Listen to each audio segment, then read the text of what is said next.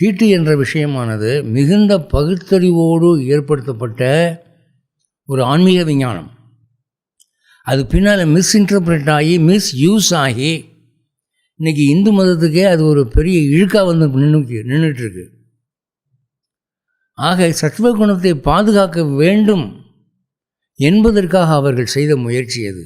அது என்ன சத்துவகுணம்னு கேட்குறீங்களா? நீங்கள் காலங்காத்தால் ஒரு 5-5:30 மணிக்கு எழுந்திரிச்சு பாருங்க. அப்போ பிரெயின் ரொம்ப ஃப்ரெஷ்ஷாக இருக்கும். அப்போ சாமி கும்பிட்டா நல்லா கான்சன்ட்ரேஷன் கிடைக்கும். அதுதான் சத்துவகுணம் கம்பேரிட்டிவ்லி. அப்புறம் நாள் போக போக சாயந்தரம் 4 மணிக்கெல்லாம் நீங்கள் கண்ட பாட்டு கேட்குறீங்க, சினிமா பார்க்குறீங்க, பல பேரோட மோதுறீங்க, சண்டை போடுறீங்க. மனசு பூரா ஒரே கல்மஷமாகி போகுது, அழுக்காகி போகுது, ரஜகுணமாகிடுது, தமோ குணமாகிடுது.